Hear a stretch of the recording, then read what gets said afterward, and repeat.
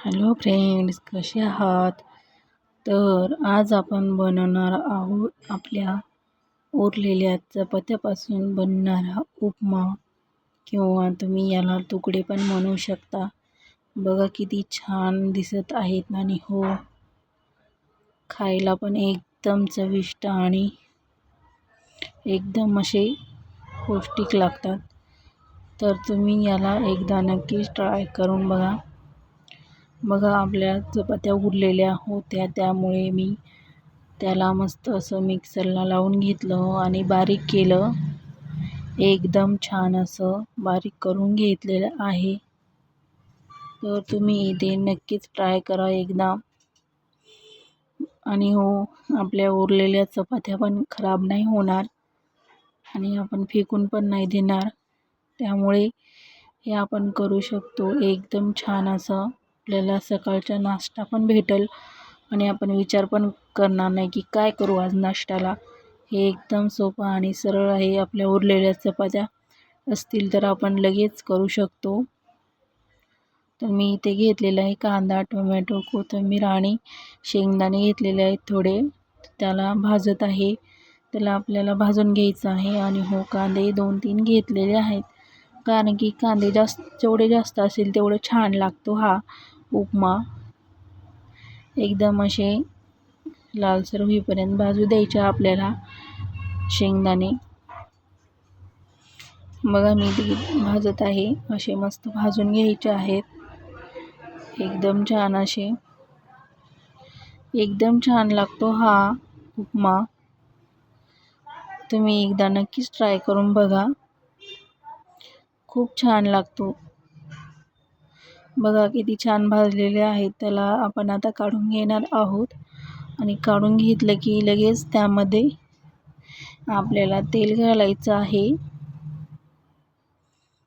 तेल आपण आपल्या मनाने घालू शकतो, कमी जास्त. पण याला जास्त असलं की थोडं चांगली टेस्ट येते, कारण की आपले जेवढे जास्त असतील चपात्याचे तुकडे तेवढे छान लागेल.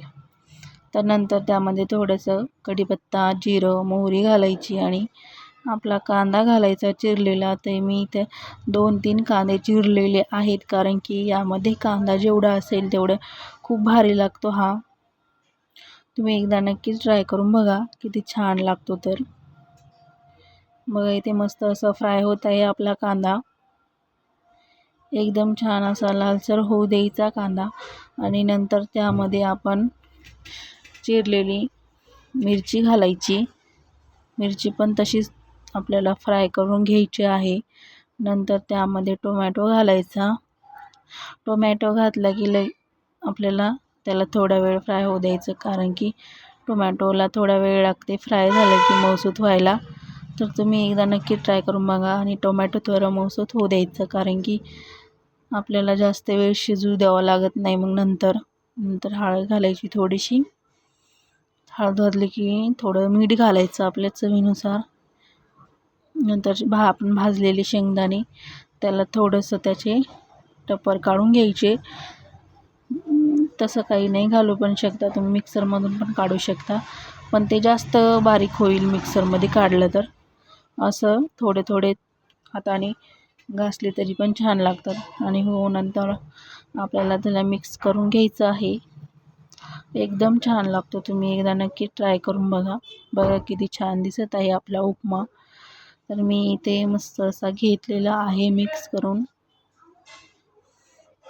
एकदम छान असा मिक्स करून घ्यायचा आहे सगळं व्यवस्थित. तर इथे थोडा जास्त झाला होता, कारण की आमच्या चपात्या जास्त उरल्या होत्या, त्यामुळे मी सगळाच करून घेतला आहे. खूप छान लागतो, त्यामुळे आमच्या इथे सगळेच खातात. एकदम छान लागतो. एकदम टेस्टी असा नाश्ता होतो आपला सकाळचा.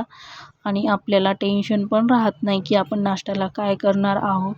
आणि आपण रोज रोज पोहे वगैरे खाऊन हे तर कंटाळतोच, त्यामुळे एकदम छान आहे हा नाश्ता.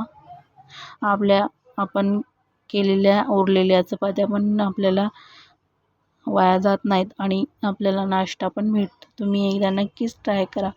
प्लीज लाईक, शेअर आणि सबस्क्राईब. Thank you bye. एकदा नक्की ट्राय करा.